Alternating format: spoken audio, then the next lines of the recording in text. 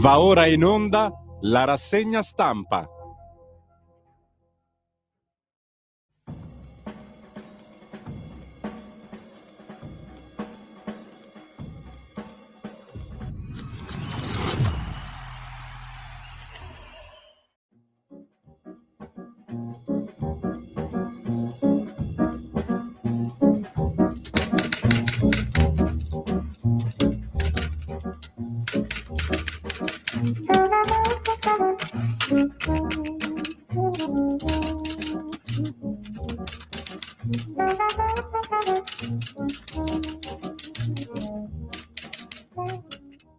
Antonino, a te la linea. Grazie carissimo Andrea, buon lavoro a te, amiche e amici miei, ma non dall'avventura, buongiorno, siete sulle magiche onde di Radio Libertà, questa è la rassegna stampa, io sono Antonino Danna e questa è la puntata di oggi, giovedì 25 luglio dell'anno del Signore 2024, le 7:36 minuti 34 secondi e ogni tanto vedete mi impunto nel passaggio tra la terza e la quarta, capita. Dicevo le 7:36 minuti adesso 44 secondi e cominciamo la nostra trasmissione. Avete ascoltato il nostro disco start Umberto Tozzi con Gloria contenuta sul divano, faccio stelle di cartone a Umberto e insomma dai, va bene, cominciamo. Vi ricordo, date il sangue, in ospedale serve sempre, salverete vite umane, chi salva una vita umana salva il mondo intero. Secondo appello, andate su radiolibertà.net, che è diventata anche un bellissimo sito informativo, un bellissimo quotidiano online e insomma troverete tanta di quella informazione croccante da leccarvi i baffi e non solo le orecchie, come avrebbe detto Ezio Greggio quando ancora faceva ridere. Va bene, cominciamo perché puntata pregna oggi stamattina. 340-670-9659 se avete voglia di scrivere la vostra con le zappe o WhatsApp che dir vogliansi, ma Nunzio vobis gaudium magnum habemus telefonum. Ebbene sì, abbiamo di nuovo il telefono, quindi più tardi riapriremo le vostre uscite telefoniche e potrete, è vero, presentarvi attraverso il magnifico strumento ideato da Antonio Meucci e poi fregatogli da quel porco di Bell. Dicevamo, potrete esprimervi attraverso lo strumento inventato da Antonio Meucci dopo le 8:40 alle 9. Avremo modo e maniera nel corso di questa bellissima rassegna stampa. Stamattina, gente, vi dico la verità, c'è tanta carne al fuoco e ci sono anche tanti temi sui quali discutere, temi non da poco. Non c'è soltanto ovviamente la questione delle elezioni in America. Joe Biden ha parlato alla nazione e sostanzialmente ha parlato di tutto, meno che dei veri motivi per i quali egli ha scelto di fare un passo indietro. Abbiamo poi un'inchiesta clamorosa della Verità firmata dal nostro Fabio Mendolara a proposito del racket e del business dei visti. È un argomento che lui aveva accennato in una delle ultime puntate di Zoom e adesso spara questa inchiesta in prima pagina, apertura di giornale. C'è la siccità nel sud, c'è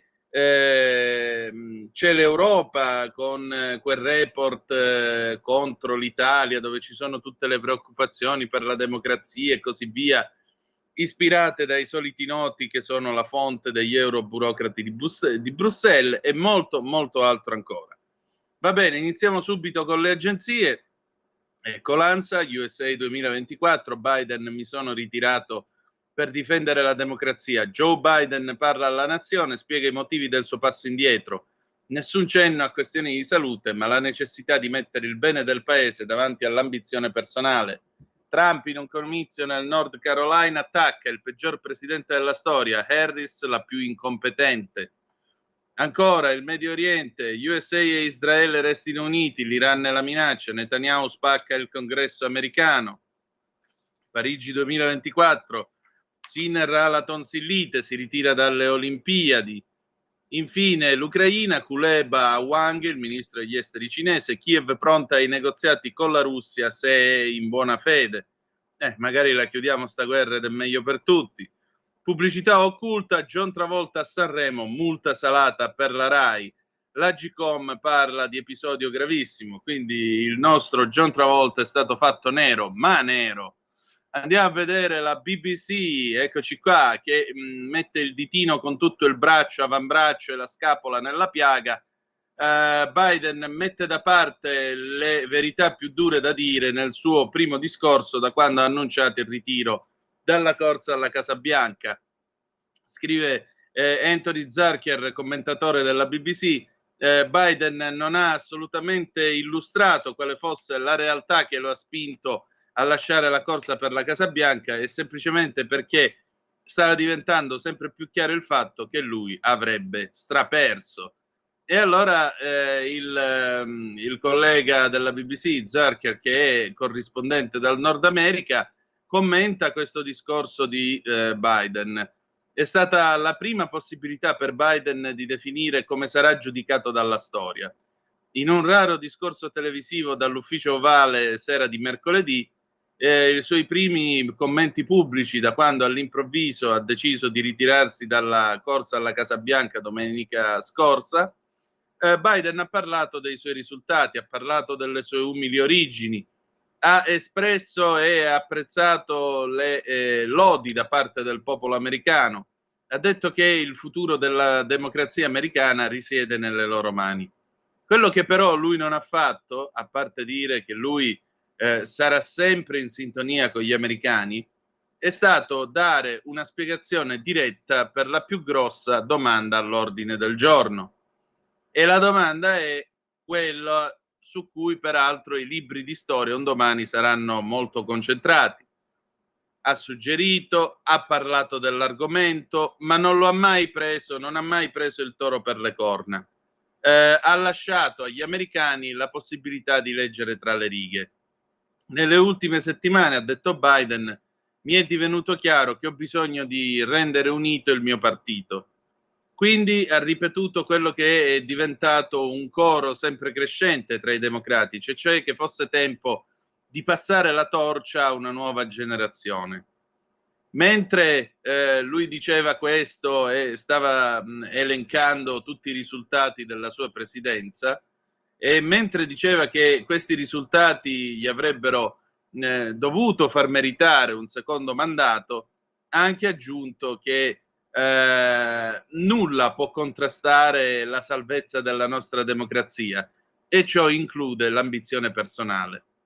Dopodiché Biden non ha assolutamente detto e non ha assolutamente illustrato la fredda e dura realtà del fatto che si è dimesso perché stava diventando sempre più chiaro il fatto che avrebbe perso contro Trump a novembre. E questo è un risultato che tutti quelli nel suo partito vedono universalmente come catastrofico. In discesa nei sondaggi, imbarazzato da una performance miserevole al dibattito con Trump nel mese di giugno, con questo crescente coro all'interno del Partito Democratico perché si ritirasse, non c'era quindi un sentiero largo a sufficienza per arrivare a una vittoria di Biden. Mentre il presidente può non averlo detto, il suo predecessore repubblicano e ora ex rivale per la Casa Bianca non ha avuto queste remore. In un comizio a Charlotte, Carolina del Nord, poche ore prima del discorso televisivo di Biden, Donald Trump ha detto che Biden si è ritirato perché stava perdendo alla grandissima. Dopodiché ha attaccato la Harris, la nuova presunta candidata del partito, dicendo che è una lunatica di sinistra radicale e soprattutto è la forza ultraliberale che ha spinto a ogni singola catastrofe targata Biden. I gruppi repubblicani stanno farcendo le televisioni e le radio nei principali stati di battaglia, quindi gli swing state, quegli stati che sono in bilico, questo per definire la Harris secondo il loro punto di vista e non secondo il suo. Secondo una ricerca dell'Associated Press, i repubblicani spenderanno rispetto ai democratici 25 volte a uno per fare pubblicità elettorale nel corso dei prossimi 30 giorni.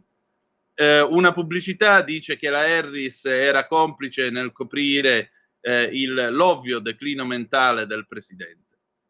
Il discorso tenuto da Biden ha offerto a tutto il paese la possibilità in prime time e in televisione di dare una risposta e una smentita agli attacchi contro la sua vicepresidente e per smentire e chiarire tutti i dubbi a proposito della capacità di Biden di continuare a compiere i suoi doveri presidenziali. Bene, è un'opportunità che Biden ha mancato. Verso la fine del suo discorso, scrive ancora il collega della BBC, il presidente ha parlato della Harris, ha detto che ha esperienza, è una tipa tosta, è una tipa capace ed è un partner incredibile, lo è stata per me e soprattutto sarà una leader per il nostro paese. Sono state parole molto forti, ma non sono state, diciamo, tante. Biden ha passato più tempo a parlare di Benjamin Franklin che della sua vicepresidente, la persona che ha appoggiato domenica scorsa, e colei che domani sarà, nei prossimi mesi soprattutto, la più importante tedofora che porterà avanti la torcia della sua eredità politica. Con questa scarsa copertura da parte del presidente, la Harris e il suo team dovranno decidere se e come rispondere agli attacchi sempre più virulenti da parte dei repubblicani nei prossimi giorni. Biden potrebbe avere un'altra possibilità per dare un'ulteriore mano alla sua vicepresidente nel corso della convention repubblicana di Chicago il mese prossimo, ma è un momento molto delicato per la sua erede presunta e per la sua candidata presunta, dal momento che la campagna elettorale della Harris sta decollando adesso e gli americani ancora devono cominciare a conoscerla. Il presidente probabilmente sarà stato a disagio nell'essere estremamente politico in quello che potrebbe essere il suo ultimo discorso pronunciato dallo studio ovale, ma se è preoccupato a proposito della sua eredità politica, il successo o il fallimento della Harris è quello che conta più di tutto. Il successo o il fallimento della Harris, infatti, determinerà se la storia lo giudicherà come un uomo che fece un nobile sacrificio per il paese, oppure come un personaggio che mise il suo partito a rischio perché cercò ostinatamente di restare al potere troppo a lungo. E voi che cosa ne pensate? Ha ragione il collega Anthony Zucker dal Nord America con furore per la BBC?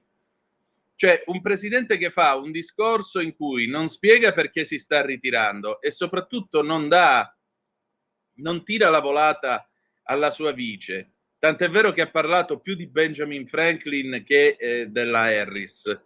E allora, lui resterà nella storia come l'uomo che fece il nobile sacrificio per il paese e per il partito, o passerà alla storia come un vecchio ostinato che ha fatto di tutto per restare col culo sulla poltrona fino alla fine, fino a quando cioè la sua posizione non è diventata insostenibile? 340-670-9659 se volete commentare questa situazione. Benissimo, adesso noi passiamo ai quotidiani. Che ora si è fatta? Le 7:49. Andiamo a vedere le prime pagine dei quotidiani.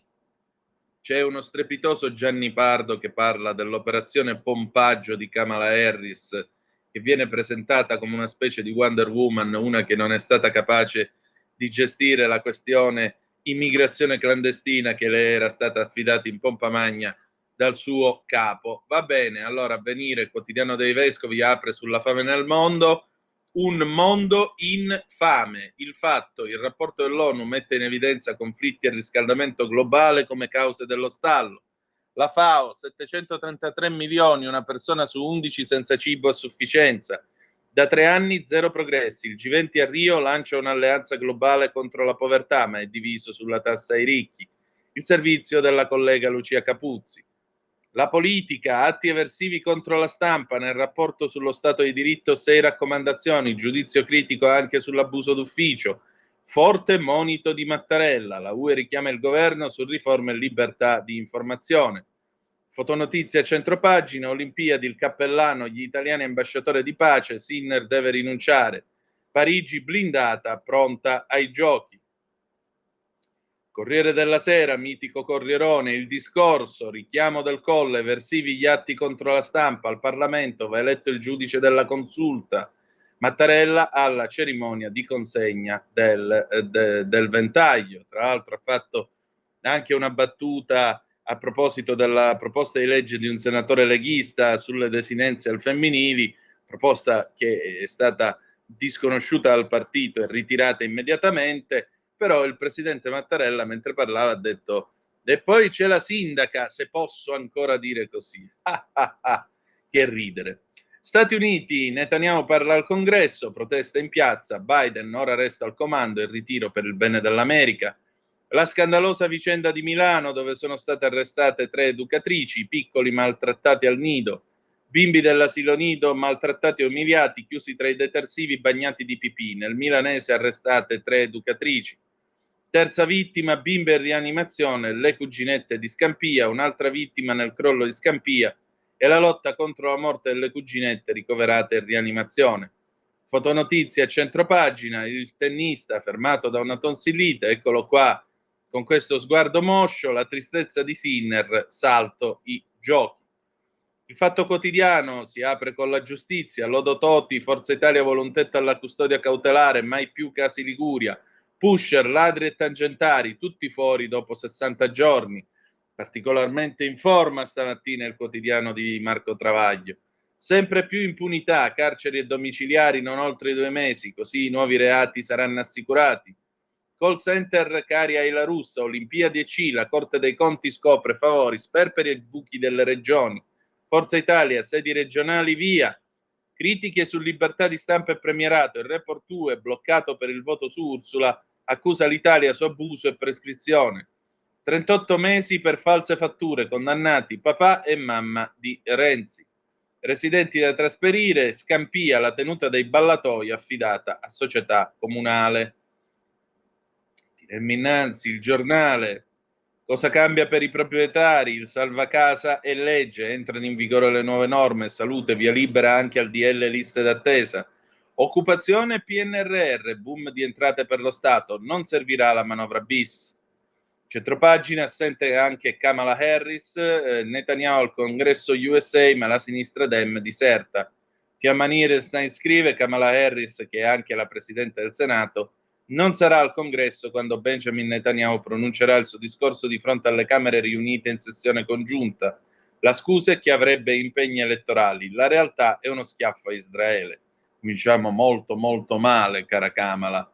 Di spalla Vittorio Macioce, da Mosca a Taiwan, incubo 2027, anno calamita di tutti i guai geopolitici. L'idea di Macioce è che ci siano sufficienti indizi per ritenere che nell'anno 2027 la Russia sfiderà l'Europa e la Cina andrà all'attacco di Taiwan. Tonsillite, maledizione Sinner, malato, salta i giochi. Domani il via a Parigi, un intervallo di ipocrisia tra 5 cerchi e 60 guerre. Puntura alla Lega, Mattarella, scudo ai cronisti e 2 stoccate, scrive Massimiliano Scafi. Sergio Mattarella difende i giornalisti dopo le violenze di Casa Pound, eversivo chi tocca l'informazione e punge la Lega. Spero si possa ancora dire sindaca. Legge americana, genitori influencer, l'obbligo di pagare i figli.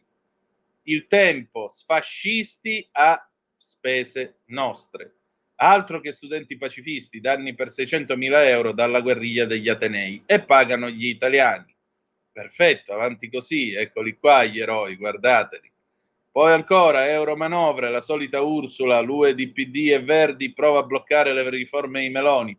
Giustizia e premierato nel mirino, rapporto pronto, mantenuto fermo. Sa tanto di vendetta. La donazione allo Stato, la Casa Romana di Pasolini, la strategia dell'opposizione, referendum rosso, 5 regioni contro l'autonomia, fuga dal litorale, comune in ritardo, a Ostia non si balla. Leonardo Tricarico, già generale dell'aeronautica, 2 o 3 cose che so di Ustica, e Andrea Riccardi, guerra o pace, decide la Cina, l'uomo di Sant'Egidio quando parla di Cina, è bene starlo a sentire. E ora il tempo di... poi infatti lo ascolteremo. Il tempo di Osho, eccolo qua, è il momento più divertente della rassegna stampa. Scontri al congresso per Bibi, Musk abbandona Trump, c'è Trump che parla con Musk che sta tenendo un bicchiere in mano e gli dice: oh, sta a fare tutto da solo, pare una Tesla. Date una medaglia a quest'uomo, vi prego. La Repubblica, Mattarella su Casa Pound, eversivo attaccare l'informazione, ma poi la grande apertura del quotidiano, la grande sete in Italia, il sud lasciato a secco. Nell'anno più caldo di sempre scoppia l'emergenza dell'acqua, in Sicilia i serbatoi sono vuoti e si va verso il razionamento. Allarme Coldiretti, la siccità è già costata al mezzogiorno oltre 4 miliardi di euro, persi 33.000 posti di lavoro. Liste d'attesa e legge, Schlein contro il governo, privatizzate la sanità. Di spalla il caso, tragedia Scampia, terza vittima, il pericolo segnalato già 8 anni fa. Mappamondi, Netanyahu al congresso USA, uniti contro l'asse del terrore. Il Venezuela sogna la svolta, ma teme il pugno duro di Maduro. Sport, tonsillite fatale e Sinner rinuncia alle Olimpiadi. La Stampa, anche qui si apre col Presidente della Repubblica, eversivi gli atti contro la stampa, richiamo di Mattarella dopo l'aggressione di Torino, giornalismo è documentare senza sconti, il Presidente alla cerimonia del ventaglio sprona il governo su consulta e sovraffollamento nei penitenziari. Di spalla la geopolitica, Netanyahu negli USA spacca il paese, proteste al congresso dove Harris diserta. C'è poi un'intervista a Walter Veltroni, sentito da Annalisa Cuzzocrea, dal voto un nuovo Occidente, targato ovviamente Kama Chameleon, na na na na na. Fotonotizie centropagina, le ombre di Sinner, una tonsillite ferma il numero 1 del tennis, non sarà ai giochi. Tiremmo innanzi, La Verità, ecco la clamorosa apertura di stamattina, l'altro canale attraverso il quale arrivano gli irregolari, la trappola dei visti per immigrati. Come pochi altri paesi europei, Roma ha appaltato la gestione dei permessi, se ne occupa un'agenzia svizzera che è sospettata di favorire il mercato nero.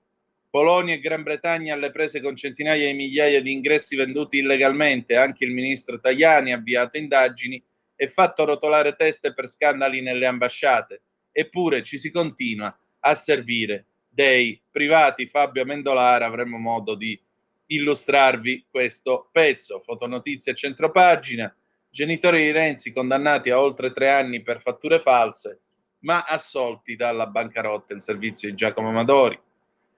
L'Ucraina è pronta a trattare con Putin, il ministro degli esteri di Kiev lancia ami, premono l'incognita sull'esito delle elezioni americane e la pressione dei connazionali, almeno 1 su 3 disposto a cedere territori per ottenere la pace. Carlo Tarallo, controcanto anche alla russa, Mattarella non ce la fa, stoccata alla Lega per una norma ritirata. E poi Giorgio Gandola, i Dem hanno già scordato l'attentato, Kamala Harris rimette subito un bersaglio addosso a Trump. La Harris infatti tuona dal palco: Trump è un truffatore come quelli che mettevo sotto accusa, è un predatore sessuale che ha abusato delle donne. La folla va subito in estasi urlando: mettetelo dentro. Infine Francesco Borgonovo, un libro su Teresa di Lisieux, simbolo della fede combattente che manca alla Chiesa attuale, la santa che avrebbe sfidato il terrore del virus. E poi Roberto Faber, intervista a Leandro Baldi, ho trionfato a Sanremo, poi è arrivato Bocelli e 2 ciechi erano troppi. Libero, il trucchetto, la patacca europea, pubblicato il dossier UE che bastona l'Italia su riforma e informazione, le fonti dello studio, ONG, toghe rosse, l'ANAC in mano all'opposizione. Il PD rifiuta di scusarsi col consigliere leghista aggredito da uno dei loro. Fotonotizie centropagina, eccolo qua, il povero Federico Rampini, solidarietà al collega, pioggia di insulti sul giornalista dall'elite anti-Trump, osa criticare Kamala Harris, Rampini finisce alla gogna. Costretta ai domiciliari dal 7 maggio, vincono i PM, Totti pensa alle dimissioni, il governatore verso il passo indietro, contrari i partiti che vorrebbero allontanare il voto. L'ultima follia, piano della sinistra Como, più migranti, meno turisti, e poi Capezzone, rivoluzionario anti-PC, il vero Pasolini, un conservatore. Si sono fatte le 8 precise, noi andiamo in pausa e torniamo con Fiorella Mannoia, Caffè nero bollente da Sanremo 1981. A tra poco.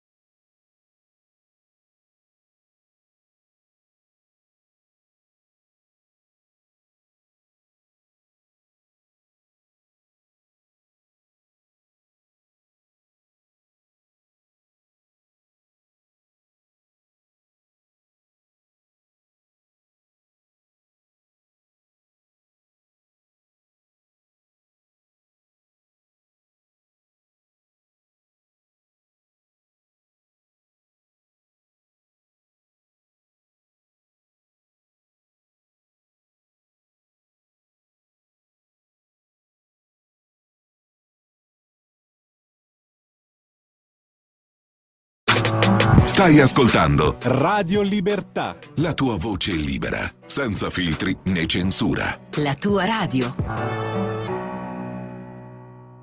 A te la linea, Antonino. Rieccoci qua, chiudiamo le prime pagine dei quotidiani va a San Dir con Italia Oggi di questa mattina, il decreto salva casa e legge, molte le novità inserite dal Parlamento, tra cui riduzione dell'oblazione, abitabilità dei sottotetti e dei microappartamenti, cambi di destinazione d'uso, silenzio assenso, ne scrive Francesco Cerisano a pagina 26. Negli USA le auto elettriche sono meno care ma non si vendono, Annoni a pagina 10. Alessandra Ricciardi, come sempre impeccabile, intervista il professor Paolo Natale, che voi tutti conoscete, spesso ospite del nostro PG Pellegrin, Natale, Statale di Milano, la von der Leyen ha sbagliato a lasciare fuori Giorgia Meloni. Nella passata legislatura non esisteva una maggioranza alternativa a Ursula, oggi invece PPE, patrioti, conservatori, sovranisti hanno i seggi per un'ipotetica alternativa. È vero che i popolari sono restii, ma le cose in politica cambiano. Aver tenuto fuori la Meloni dalla nuova maggioranza apre ai possibili colpi di scena nella politica dell'UE. Carlo Valentini a pagina 5, De Pascale, il candidato del centro-sinistra in Emilia, ex renziano, green ma solo sostenibile. 40 a pagina 18, la salute, le visite diagnostiche specialistiche ora saranno possibili anche di sabato e domenica. E poi c'è lui implacabile con il suo diritto e rovescio, Pierluigi Magnaschi, eccolo qua. Sabato scorso, ed i giornali l'hanno riportato il giorno successivo, il presidente USA Joe Biden aveva confermato ufficialmente e risolutamente che sarebbe rimasto in corsa per la sua seconda presidenza. Invece, lunedì scorso, improvvisamente, il Partito Democratico lo ha smentito, annunciando l'opposto, e cioè che non solo Biden rinunciava a candidarsi, ma anche che la candidata era la sua vice, cioè Kamala Harris. Martedì scorso tutti i media già davano che Harris era di 2 punti sopra lo score di Trump. È una balla. Primo, perché in così poco tempo non c'è nessuno che riesca a fare un sondaggio di questo tipo. Secondo, perché questa notizia non è stata firmata da nessun istituto demoscopico attendibile, ma tutti i media USA hanno dato questa notizia. Siccome i grandi media USA sono dem al 90%, e quindi hanno sparato questo risultato farlocco. Non era possibile quindi che gli altri media di tutto il mondo non lo dessero per vero. Avrebbero perso la faccia. Questo è lo stato dell'informazione planetaria. Una ciofeca. 340-670-9659. Potete commentare tutte le notizie, è vero, che vediamo nel corso di questa spumeggiante rassegna stampa alle 8, 7 minuti e 26 secondi di questo 25 di luglio, segnato giorno segnato dalla storia che batte sul suo quadrante. Ve lo ricorderete, il 25 luglio del 1943 ci fu il crollo del regime fascista con la cacciata di Benito Mussolini grazie all'ordine del giorno di Dino Grandi. Poi Sciaboletta, Vittorio Emanuele III, si fece coraggio e scoprì che per cacciare il duce del fascismo sarebbe bastato convocarlo, dirgli che non era più lui il primo ministro, sbatterlo su un'autoambulanza e spedirlo al Gran Sasso.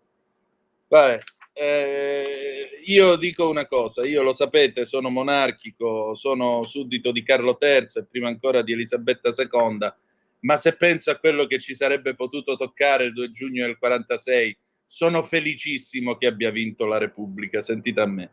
Va bene, va bene. Allora, cominciamo quindi con la clamorosa inchiesta, tanto abbiamo già parlato di Biden e della Harris, cominciamo a pagina 7 della Verità, con la clamorosa inchiesta firmata da Fabio Mendolara, che parla del mercato nero, l'ombra del mercato nero sui visti per l'Italia.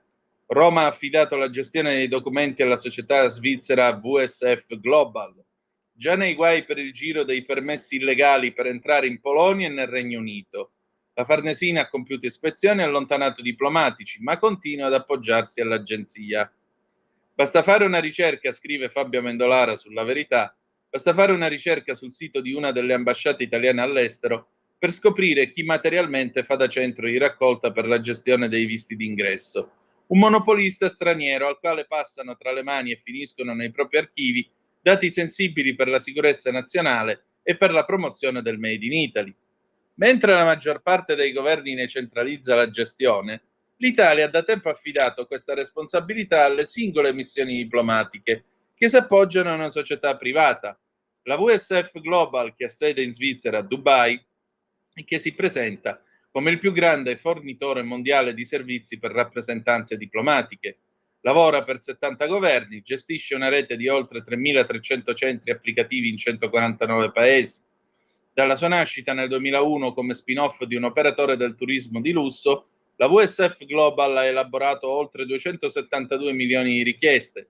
Sul sito dell'ambasciata italiana ad Algeri, per esempio, si legge: al fine di facilitare coloro che intendano recarsi in Italia, l'ambasciata ha aperto, in collaborazione con la società VFS Global, dei punti di raccolta per la presentazione delle domande di visto e vengono indicate le località in cui è possibile recarsi.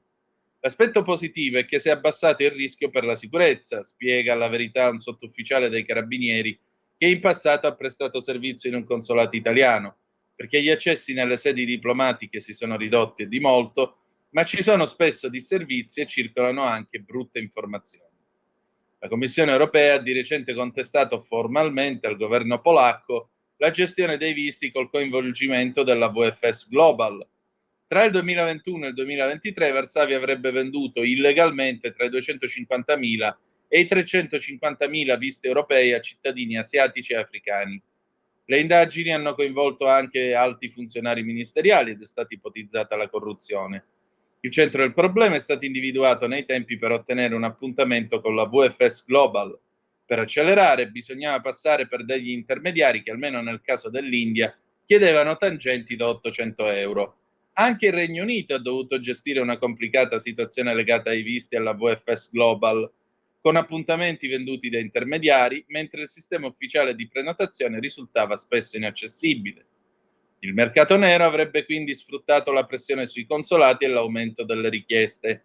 Anche alcune ambasciate italiane hanno avuto delle grane con la gestione delle autorizzazioni all'ingresso nel paese. Adesivi spariti, passaporti truccati. Le scoperte investigative sono saltate fuori al momento dei controlli. E c'è una coincidenza. Lo scalo utilizzato era sempre Dubai. Il ministro degli esteri Antonio Tajani ha avviato un anno fa delle ispezioni in ambasciate e consolati coinvolti e l'inchiesta amministrativa è ancora in corso. Alcuni diplomatici invece sono stati sostituiti in tutta fretta, mentre una giurista italiana, Giuseppina Lupo di Taranto, da mesi ha intrapreso una personale battaglia contro il portale informatico della VFS Global per ottenere un appuntamento al consolato italiano di Dakar per l'adozione di un ragazzo in Gambia. Nonostante i tentativi, il portale è risultato inaccessibile. Una storia che in questo preciso punto sembra intrecciarsi con quanto accaduto a Londra. IRPI Media, associazione di giornalisti investigativi, in un recente articolo ha ricostruito un passaggio che sembra ben contestualizzarsi all'interno delle scoperte della Verità. A Jalandhar, Pakistan, le agenzie che promettono visti per i vari paesi sono migliaia, 1367 quelle registrate, almeno il triplo quelle ufficiose. IRPI Media ne ha trovate alcune specializzate sull'Italia, proprio accanto a una delle sedi di VFS Global. Ancora una coincidenza. La VFS Global si avvale in Italia della consulenza di Folco De Luca Gabrielli, ex ambasciatore italiano a Singapore e Malesia, che ora si presenta su LinkedIn come capo account manager del colosso dei visti. Per l'azienda ora suona anche la gran cassa. In un articolo che ha scritto per formiche.net, Gabrielli spiega che l'esternalizzazione dei visti da parte del governo italiano è cominciata 20 anni fa a Delhi e ora è estesa a circa 50 paesi. Le ambasciate e i consolati italiani possono concentrarsi sulle decisioni per i visti solo delegando a fornitori di servizi, come VFS Global, gli aspetti amministrativi non valutativi del processo di richiesta. E ancora, dal 2004 VFS Global e gli altri operatori hanno svolto un ruolo insostituibile per consentire di rispondere all'accresciuto numero di richieste. Come funziona? La VFS Global carica i costi per la pratica, circa 10 euro, tecnicamente una commissione di servizio, sui richiedenti, che si aggiunge alla tassa consolare da 80 euro per il visto di Schengen, che viene trasferita invece all'ufficio consolare. Un modo che permette di tenere i costi molto bassi e spuntarla facilmente nelle gare con ambasciate e governi. A regolare i rapporti c'è un semplice contratto di convenzione stipulato da VFS Global con ogni singola ambasciata. L'ultimo anello della catena è il focus della questione, gli intermediari. Lo scorso anno il consolato italiano a Casablanca ha pubblicato una comunicazione. Si sta verificando un preoccupante aumento di persone che si affidano a sedicenti intermediari per gli appuntamenti sia per il consolato sia e soprattutto per l'agenzia di outsourcing VFS Global. Alcuni di questi appuntamenti falsi recano il logo del consolato, un clone del caso polacco. E bella botta, vedremo che cosa verrà fuori. Il ministro Tajani intanto, come vedete, non sta perdendo tempo e sta facendo pulizia Andiamo a vedere invece Repubblica con la grande siccità nel meridione d'Italia, ed è un quadro sconsolante quello che appare dalle pagine del quotidiano romano. Pagina 2, serbatoi vuoti, acqua a ore, vendemmia già a luglio, mezzogiorno la grande sete, gli invasi sono i minimi storici, i comuni costretti al razionamento, timori per anziani e bambini, raccolti dimezzati, allevatori in affanno, il CNR studia piante capaci di convivere con l'aridità. Negli invasi, scrive il collega Davide Carlucci, negli invasi sottoterra, tra le foglie, nel fango, perfino nelle fogne. Stanno cercando dappertutto nel sud l'acqua che può aiutare a sopravvivere quest'estate, dove tutto sa di sete. In un'Italia nota al mondo per la sua drought, la siccità siciliana, alla quale dedica l'apertura il New York Times, spiegando che dopo aver perso i raccolti per la siccità, la Sicilia teme di perdere anche il turismo, e raccontando di allevatori in lacrime tra colline simili a dune e laghi trasformati in crateri. Il clamore del servizio del New York Times infuoca la polemica nostrana. Invettive a sfondo meteorologico. Chiede il Dem Peppe Provenzano.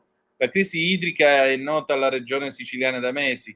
La prima interrogazione l'abbiamo fatta a febbraio, il governo non ha risposto. Aspettavate la pioggia? Matteo Salvini, ministro delle infrastrutture, lancia il sasso nello stagno secco e le responsabilità che si perdono nel tempo. È un'emergenza nazionale per la quale stiamo mettendo in campo ogni azione utile a superare le criticità emerse ed evidenti da anni. Ma come ogni anno gli invasi sono vuoti da far paura, molto al di sotto della loro possibilità per gli investimenti mancati, molto di più rispetto a un anno fa, che già era uno dei peggiori. Il record è a Ogliastro, in Sicilia, dove la capienza attuale è più di 100 volte inferiore a quella prevista. Martedì, nella diga di Monte Cotugno, in Basilicata, secondo i dati di Acque del Sud Spa, c'erano 129 milioni e 200 mila metri cubi d'acqua. Ce n'erano 272 milioni e 636 mila il 23 luglio 2023 e la capienza massima è di 480 milioni e 700 mila metri cubi lordi. Abbiamo il 65% di acqua in meno rispetto all'anno scorso, spiega Franca Portincasa, direttrice di AQP, la società che gestisce l'acquedotto pugliese. Si definisce tecnicamente volume morto quello verso cui sta precipitando l'Occhito, invaso artificiale tra Puglia e Molise. È passato dalla disponibilità idrica di quasi 110 milioni di metri cubi del 5 luglio ai 79 milioni di ieri. Il 23 luglio e il 23 era 199 milioni, la capacità totale 333 milioni. Cambiamenti climatici e mancanza d'acqua stanno sballando l'agricoltura. Oggi in Sicilia ci sarà la prima vendemmia 2024 a Contessa Entellina, provincia di Palermo. Nel Foggiano la mietitura del grano è già stata anticipata già da oltre un mese e il raccolto è dimezzato. Ma per reagire alla grande sete dei campi sono proprio i coltivatori a dover cambiare le loro scelte culturali. Lo spiega Vito Uricchio, dirigente dell'Istituto di ricerca sulle acque CNR. La corsa alla coltivazione dell'avocado è penalizzante dal punto di vista dell'approvvigionamento idrico perché per un chilo di prodotto occorrono 1500 litri d'acqua. Le mandorle irrigue rendono molto di più di quelle tradizionali, ma per un chilo di mandorle di quel tipo servono 15.000 litri d'acqua. E invece sprecare l'acqua non si può, ogni goccia salvata vale, lo raccomandano i prefetti dell'entroterra. Quello di Isernia ieri ha organizzato un vertice con tutti gli enti coinvolti e i sindaci, in particolare quelli di Venafra e Agnone, più in difficoltà degli altri. In provincia di Chieti altri 49 comuni sono alle prese con l'interruzione della fornitura dell'acqua, utilizzabile poche ore al giorno. Abbiamo paura per anziani e bambini, ha messo Silvia Romano, sindaca di Tuglie, paese del Salento, dove gli abitanti sono a pezzi per le continue interruzioni di acqua e elettricità dovute al caldo. E se a Palermo un'ipotesi di cui si discuterà oggi in cabina di regia, a Reggio Calabria l'acqua è già razionata. La portata dell'acquedotto Tuccio si è ridotta e Sorical, la società che lo gestisce, ha anticipato la chiusura dei serbatoi in alcuni casi a mezzogiorno, proprio quando fa più caldo. Andrea, mi dicono ora che non ci sarà il qui Parlamento, quindi noi procediamo fino alle 8:30 per quando poi ci sarà il meteo, quindi andiamo avanti con la rassegna stampa. una delle cose che sottolinea Repubblica, e lo sottolinea il bravo collega Salvo Palazzolo dalla redazione di Palermo, sprechi incompiuti, un fiume di soldi pubblici prosciugato negli anni, solo in Sicilia spesi 3 miliardi e mezzo. Il caso del lago svuotato per rischio crolli e quello della diga mai ultimata dal 1977, vi rendete conto? 1977. Dalla Calabria alla Campania, dalla Basilicata alla Sicilia, la lista è lunga. Il monumento alle opere pubbliche mai terminate in Puglia, la diga di Saglioccia tra Altamura e Gravina.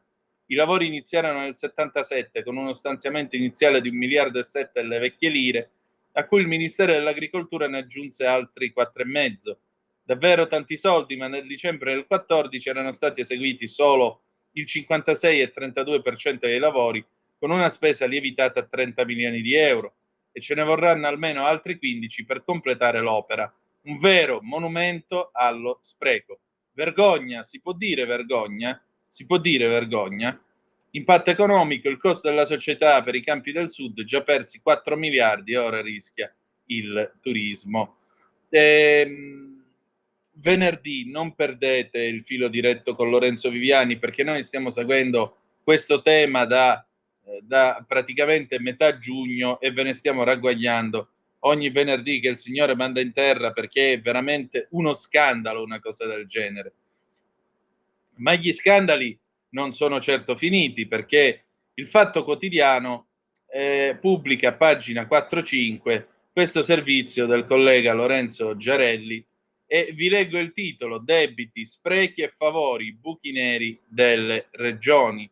Le relazioni dei magistrati contabili nei bilanci, in Lombardia i call center cari alla russa, in Veneto il flop delle Olimpiadi, in Toscana e Liguria danni nelle partecipate. State un po' a sentire per esempio che cosa hanno scoperto i giudici della Corte dei Conti. In Lombardia c'è una vicenda surreale: uno dei call center della regione ha sede a Paternò in Sicilia, come deciso nel 2004 durante l'era Formigoni. Capogruppo di AN all'epoca era Romano La Russa, fratello di Ignazio, attuale assessore. Paternò è il fortino della famiglia La Russa, anche se Romano ha sempre negato interessi personali nell'operazione. La Corte dei Conti però critica la decisione di conservare ancora oggi un'unità operativa fuori regione con ben 11 dipendenti, visto che averla a notevole distanza dal territorio della Lombardia può pesare in termini di efficienza. In più la Corte stronca anche la recente decisione di Attilio Fontana di esternalizzare il servizio.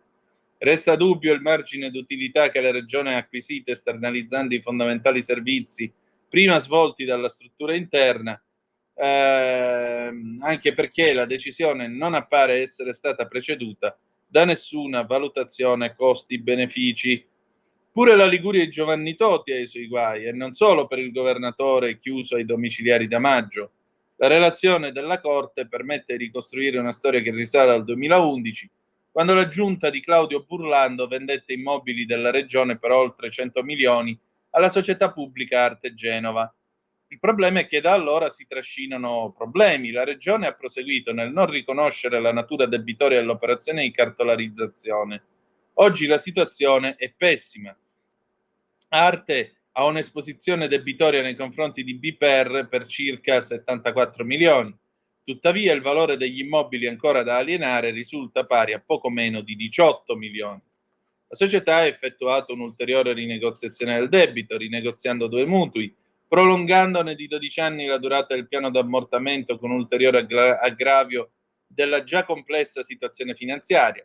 Ma questa rinegoziazione implica un aumento notevole degli interessi, sicché l'azienda si troverà a dover corrispondere in 12 anni circa 55,6 milioni a titolo di interessi, con una maxirata finale di euro 29 milioni 496.732.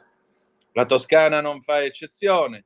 Caso su tutti quello dell'autorità portuale regionale. In sintesi, la regione di Eugenio Giani vuol consentire all'autorità di assumere, ma ci sono precisi vincoli. Per questo, secondo la Corte, la Giunta a un certo punto dispone il transito del personale dipendente da tale ente, 5 dipendenti, nel ruolo regionale, prevedendo il trasferimento delle risorse dal fondo dell'autorità portuale nel corrispondente fondo regionale. Un groviglio che appare elusivo dei vincoli inderogabili in materia di spese di personale, per non dire delle condizioni di altre partecipate, visto che la promessa attività di razionalizzazione finora non c'è stata e viene da dubitare della capacità e volontà della Regione di esercitare in maniera adeguata le sue prerogative, indirizzando in maniera incisiva l'operato delle società. Il mosaico dei rilievi potrebbe continuare a lungo. La Puglia è una delle regioni dove l'intervento della Corte si è fatto più sentire, questa volta sulla sanità. Secondo i magistrati, mentre leggi regionali sono prive di copertura finanziaria oppure prendono risorse in maniera impropria da altre destinazioni. E ancora, i debiti fuori bilancio sono cresciuti da 3,9 a 12 milioni di euro. Altri casi? In Piemonte, per dire, è esploso il ricorso ai gettionisti. In Abruzzo la Corte stigmatizza il protrarsi dello stato di liquidazione di alcune società, Centro Ceramico Castellano, Cribè, eccetera, senza che la Regione arrivi a soluzioni definitive. Pungoli e critiche che evidentemente a non tutti sono graditi. Che legnata, ragazzi. E allora, che ora si è fatta? Le 8, 26 minuti e 20 secondi. E adesso andiamo a vedere che cosa ha detto il Presidente della Repubblica, tema di libertà di stampa. Carmelo Bene diceva in tema di libertà dalla stampa. Voi per cosa siete? Siete per la libertà di stampa o per la libertà dalla stampa? Scegliete un po' voi. Eccolo qua, Mattarella, lo scudo di Mattarella ai giornalisti, siamo su Il Giornale, versivi gli atti contro l'informazione, punge la Lega, spero si possa dire ancora sindaca. Secondo Mattarella, quello dei giornalisti non è solo l'esercizio di un diritto insopprimibile, ma una funzione di carattere costituzionale che si collega all'articolo 21 della Carta con un ruolo democratico decisivo. Insomma, è un vaccino, un antidoto alle adulterazioni della verità. E siccome democrazia e conoscenza, ecco che ogni atto rivolto contro la libera informazione diventa gesto eversivo nei confronti della Repubblica, dice il Presidente, che fa riferimento ai fatti di Torino, dove un cronista è stato malmenato mentre filmava col telefonino una riunione di Casa Pound. Brutto episodio, anche Ignazio La Russa aveva condannato nettamente il pestaggio, mettendo in dubbio che il giornalista si fosse qualificato. Il capo dello Stato, durante la cerimonia del ventaglio con la stampa parlamentare e i criminalisti, invece va più diretto. Si vanno infittendo negli ultimi tempi contestazioni, intimidazioni, quando non aggressioni, a reporter che si trovano a documentare fatti. Ma l'informazione è proprio questa, e così Mattarella indirettamente risponde pure ai dubbi suscitati dall'inchiesta di fanpage nei circoli di gioventù nazionale. Saluti romani, antisemitismo, quanto i cronisti si possono infiltrare? Per il Presidente informare è comunque un diritto insopprimibile, purché nel rispetto sostanziale della verità sostanziale dei fatti e della buona fede e l'osservanza delle leggi. Cita Tocqueville, democrazia è il potere di un popolo informato. Da qui la necessità di una nuova legge per l'editoria, visto il proliferare di piattaforme digitali senza regole, dove nascono fake news, manovre, fabbriche di odio. È inevitabile tener conto dell'evoluzione tecnologica che ha mutato radicalmente diffusione e fruizione delle notizie.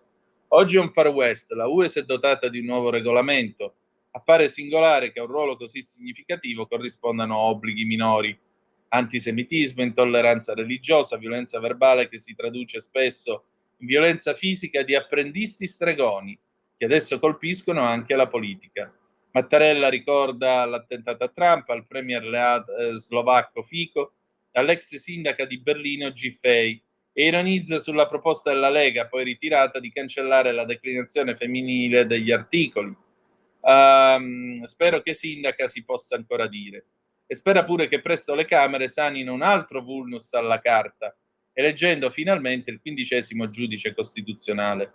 Il Presidente è poi intervenuto sull'annosa questione del sovraffollamento delle carceri, condizioni indecorose per un paese civile. Il carcere non può essere luogo in cui si perde ogni speranza, non va trasformato in palestra criminale.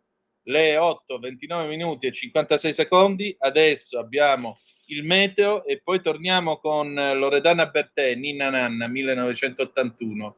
Ninna nanna, ninna nanna, tra poco. Stai ascoltando Radio Libertà. la tua voce libera, senza filtri né censura. La tua radio.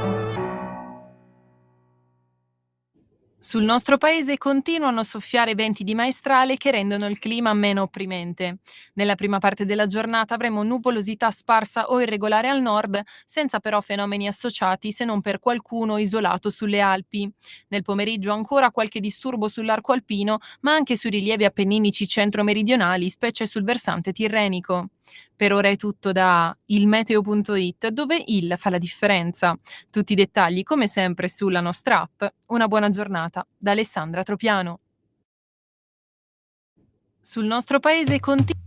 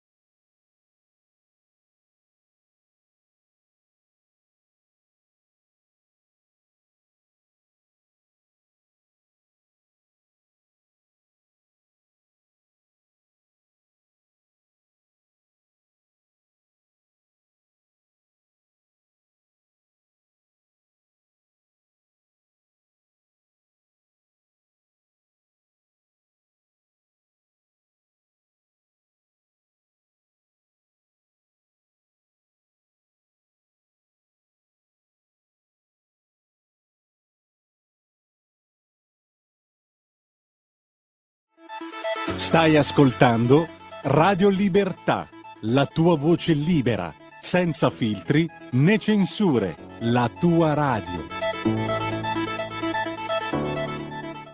Antonino, a te la linea. Grazie Andrea. Io sto leggendo le zappe, ragazzi, però qui si sta innescando un giallo. A sto punto voglio il chiarimento del giallo. Le 8:35 minuti e 40 secondi qui alla rassegna stampa e Radio Libertà sulle sue magiche onde. Allora, vi leggo un po' di cose. Ciao Antonino, come da 100 anni a questa parte si parla di Sicilia senza acqua, che novità. Chi sono i responsabili regionali o i distributori di acqua con cisterne? Ti ricordi negli anni 70 i servizi TV, Maurizio? Ma veramente, infatti, io quando leggo che l'acqua è razionata, a Bagheria l'acqua è sempre arrivata a determinate ore, tutte le case hanno il motorino che tira l'acqua. Se voi vi fate una camminata adesso su Corso Butera, il corso principale di Bagheria, a salire dalla stazione verso Palazzo Butera a quest'ora, voi sentite un rumore che fa più o meno così. Ecco, questo di sottofondo continuo sono i motori che stanno tirando l'acqua dalla condotta dell'acquedotto, l'acquedotto che viene ascillato. Per cui di che cosa stiamo parlando? C'hai ragione Maurizio. Basta questi carrozzoni regionali del sud che appesantiscono il paese, li voglio agli arresti a spaccare pietre. Maurizio, scusami tanto.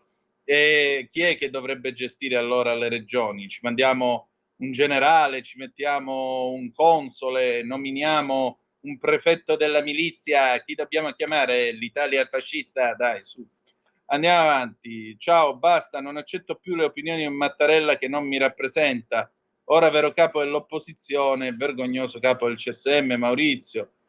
Ancora, andiamoci piano però con gli insulti al capo dello Stato. Buongiorno, ma quale siccità in Sicilia? Ma quale cambiamento climatico? Già nel 78 l'acqua mancava dopo le 8 di mattina. Bisognava riempire i recipienti, ma se pagavi l'autobotte l'acqua c'era. Tant'è vero che le abitazioni avevano le cisterne. Ancora, Francesco, ciao Antonino, ma in una nazione circondata dal mare, invece di spendere miliardi di euro su un ponte che non si farà mai, non sarebbe il caso di costruire desalinizzatori in regioni al sud da usare per dare acqua almeno all'agricoltura? Ecco, però questo benaltrismo anche no. Il ponte si fa. Fatelo quel ponte che serve, tanto per cominciare. Secondo, qui non è tanto il fatto dei desalinizzatori. Ci sono dighe che ovviamente sono state progettate severamente, sono state calcolate attentamente negli anni 70 e però non sono mai state realizzate. Oppure ci sono dighe che sono state progettate severamente, calcolate, i lavori sono cominciati sempre negli anni 70 e non sono mai finiti. Poi ancora c'è da chiedersi come ha fatto Biden a gestire un discorso di circostanza, vuoto ma pur sempre un discorso, era impasticcato, era in playback, era un attore molto somigliante. Marco da Milano, ancora. Lorenzo Acomo, buongiorno Antonino, buongiorno a te Lorenzo.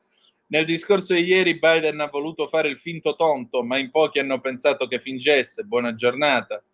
Ancora, Mary, buongiorno, ha pienamente ragione Ricolfi sul campo largo, li tiene insieme la sete di potere.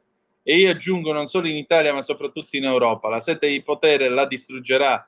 Il nostro presidente usa parole come pietre contro chi non è dalla sua parte. Mary, ecco, brava per avermelo ricordato, infatti, grazie. Ricolfi parla a pagina 8 del giornale, poi ve lo leggo. Ancora, Edi, ma e noi che abbiamo Mattarella per 14 anni, non avrà la demenza, quella ce l'ha avuta chi l'ha rivotato, ma ne vogliamo parlare? Beh, il Presidente della Repubblica è estremamente lucido e con una testa che spacca il capello in quattro, d'altronde è un ex professore universitario. Però è altrettanto vero che 14 anni di Presidenza della Repubblica, questa è una monarchia repubblicana, non è più una Presidenza della Repubblica. Luca da Brescia, ciao Antonino, sei un mito, i tuoi 200 euro al solito sotto il lavandino in bagno.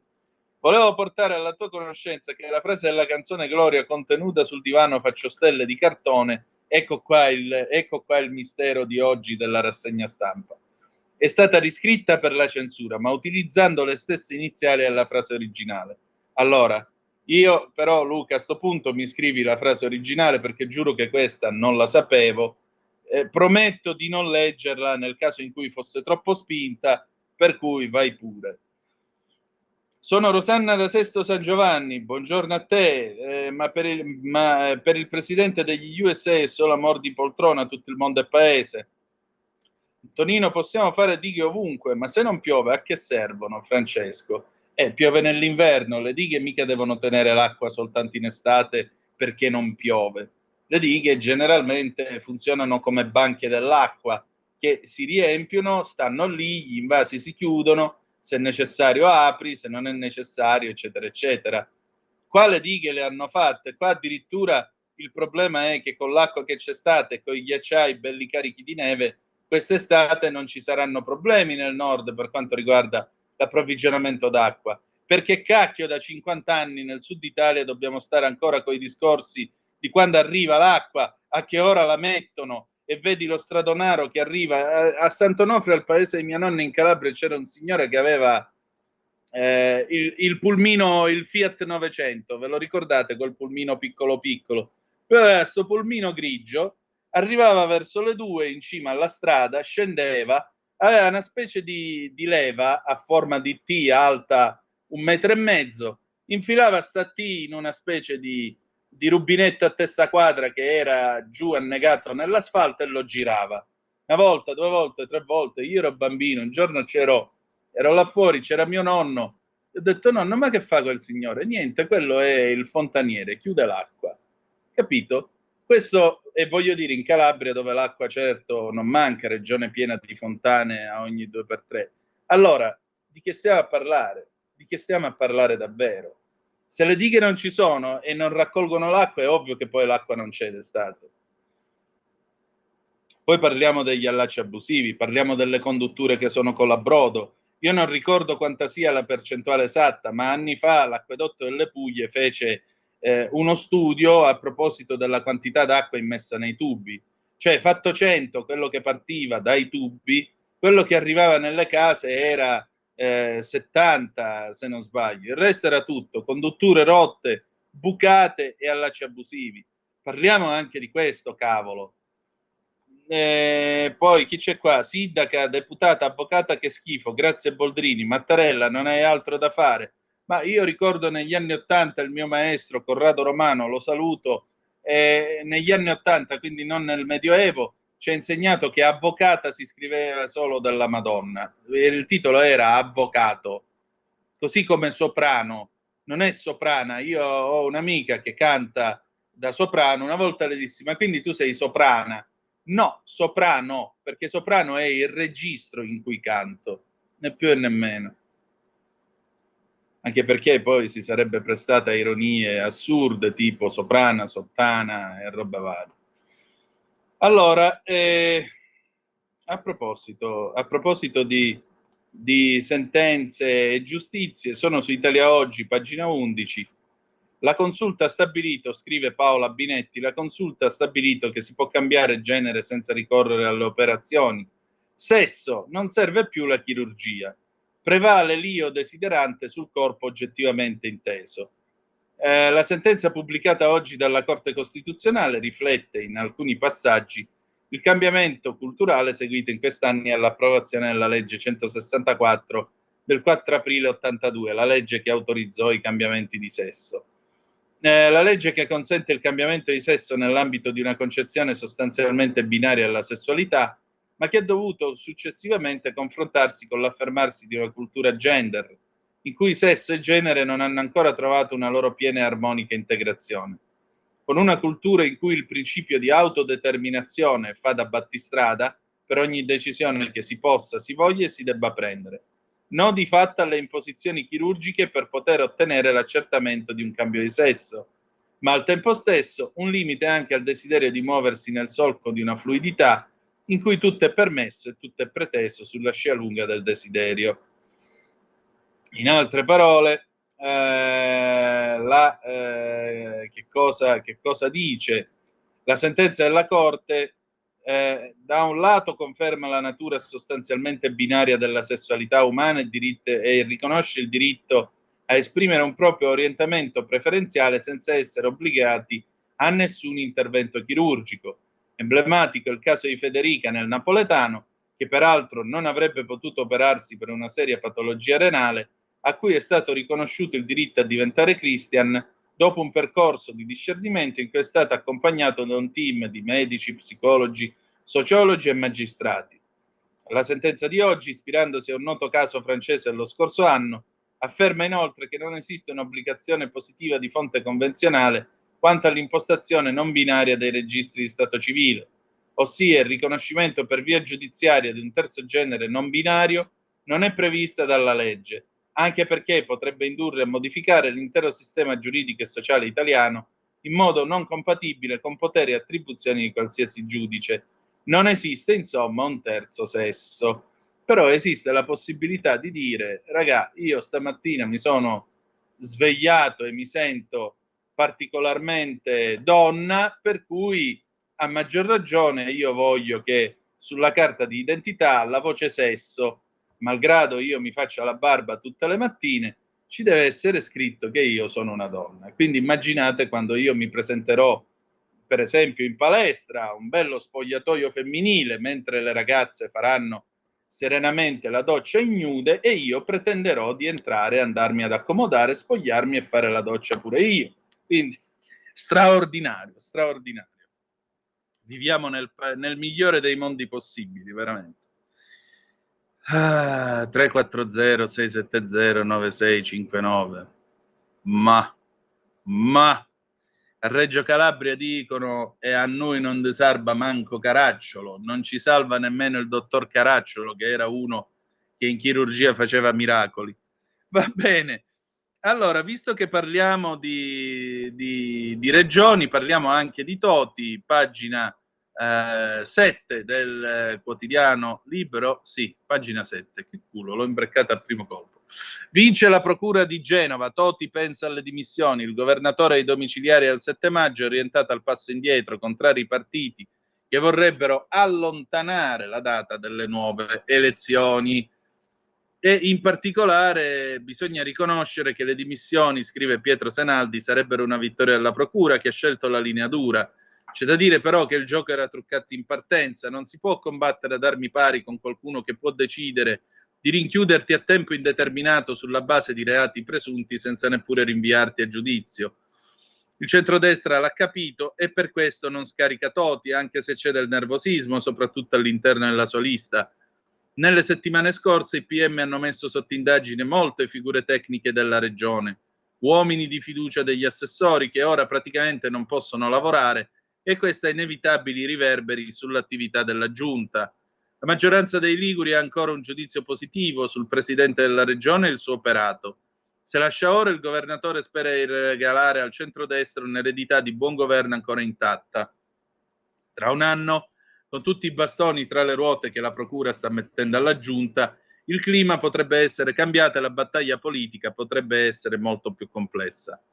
È stato emblematico anche quanto accaduto esattamente una settimana fa, poche ore prima della manifestazione dei leader della sinistra in piazza Genova per invocare le dimissioni di Toti. Il giudice per le indagini preliminari, figlia di un ex consigliere comunale della Margherita e PD, tuttora militante, ha firmato un secondo ordine d'arresto per il governatore già recluso, non contestando nuovi fatti, ma semplicemente aggiungendo un nuovo capo di imputazione anche se meno grave del precedente. Oltre alla corruzione, il finanziamento illecito per aver favorito l'apertura di nuovi supermercati Esselunga. Scelta legittima mirata a rompere il monopolio delle Coop che ha subito portato ai cittadini i benefici di un mercato concorrenziale, ma che per la magistratura sarebbe solo figlia di un mercimonio politico. Io comunque ancora lo devo vedere uno che piglia, che fa il corrotto con i bonifici tracciati, veramente. Io ancora lo devo vedere uno che fa queste cose. 340 670 9659. Adesso andiamo a vedere che cosa dice il professor Ricolfi, poi vi prometto che apriamo i telefoni.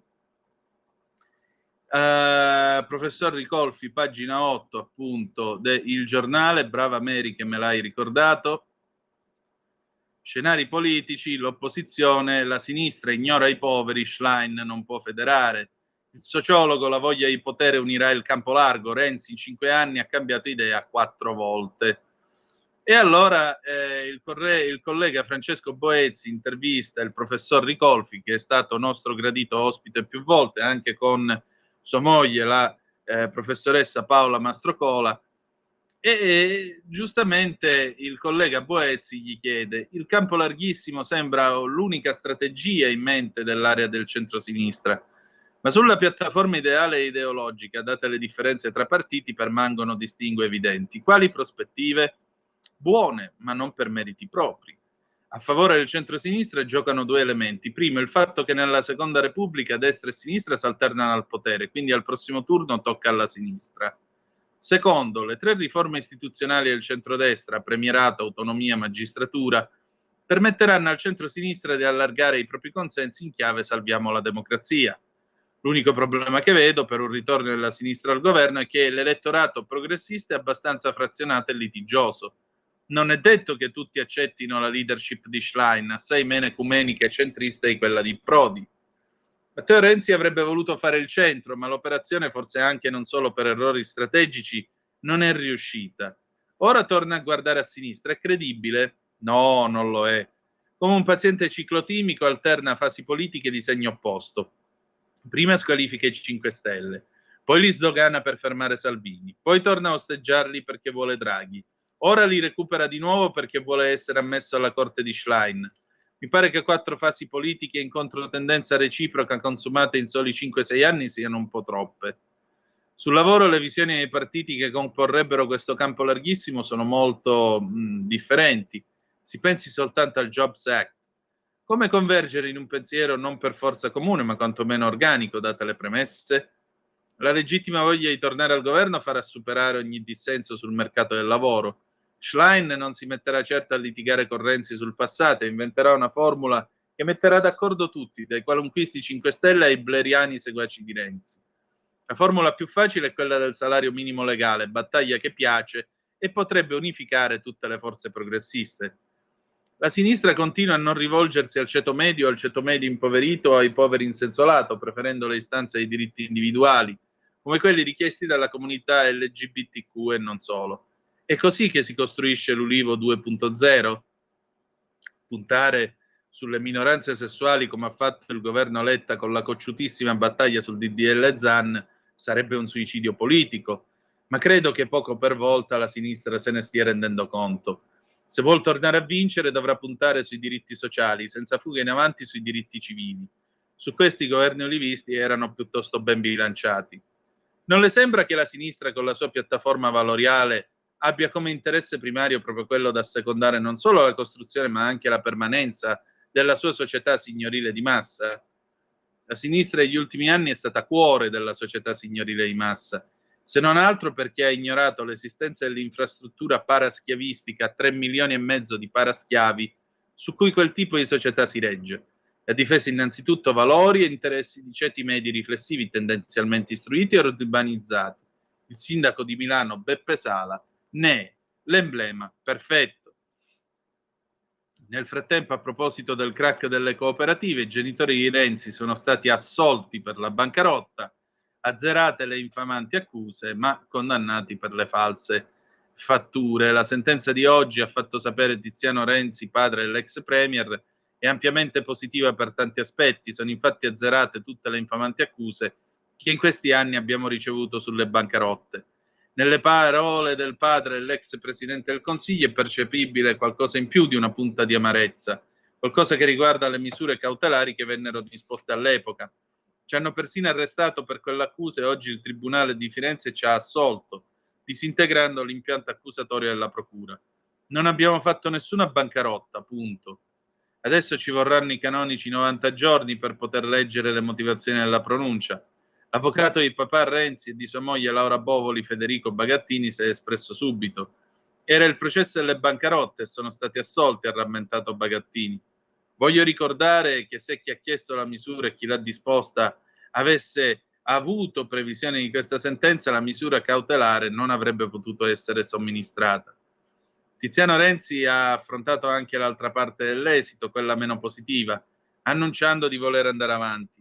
La condanna, che corrisponde a 3 anni, 2 mesi e 15 giorni di reclusione per entrambi i coniugi per le 4 presunte false fatture, mi sorprende, perché noi in quella specifica vicenda non avevamo alcun ruolo.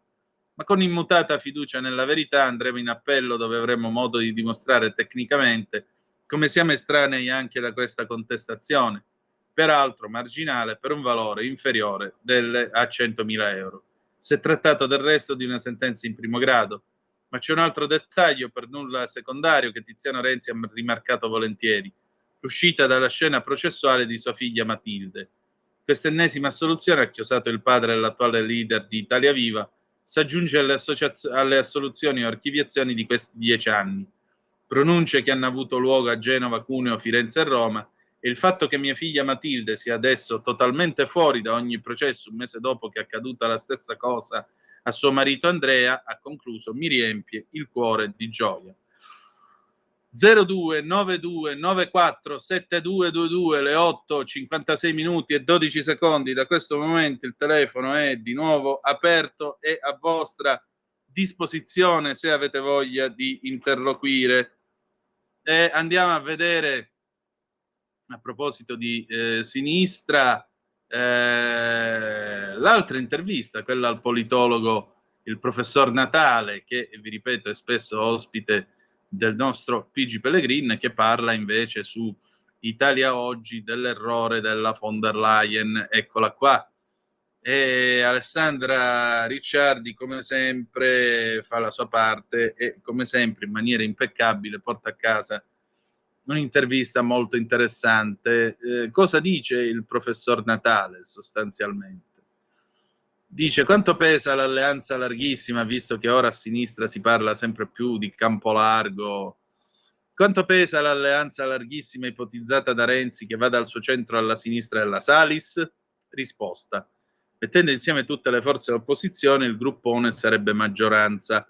Dagli ultimi sondaggi staccherebbe il centrodestra di 2-3 punti, ma questo non deve stupire.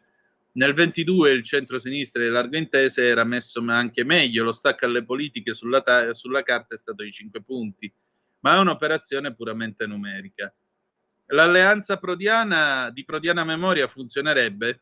Questo è un altro discorso. Il problema è di fondo, cioè riuscire a mettere assieme PD, sinistra, con Più Europa, Azione, Italia Viva e ultimo, ma non per importanza, Movimento 5 Stelle, ignorando programmi ed elettorati a volte segretamente confliggenti. Dalla guerra in Ucraina ai conti pubblici, dalle pensioni alle tasse, abbiamo Schlein, Bonelli, Fratoianni, Renzi, Calenda, Conte, Bonino. La sopravvivenza pacifica all'interno di un unico contenitore sarebbe ardua. Pronto, chi è là? E sono Albino, ciao. Maresciallo, comandi, dica. Grazie caro, grazie. Allora, io su questo argomento ho mandato prima un WhatsApp, ma dato che non me ne ho passato in linea mai uno perché non so chi li filtra, se lo senti cancellalo, io te lo passo a volte. Allora, il discorso è questo: hai parlato prima della presenza di un uomo in uno spogliatoio di donne, giusto? Sì, giusto? sì. Ok. Allora, io frequento un club, Pronto? ginnastica, cioè ogni ben di Dio. Vado nello spogliatoio maschile, logicamente per forza di cose, e mi vedo dove c'è il phon una cascata di capelli neri che arrivavano quasi alla cintola.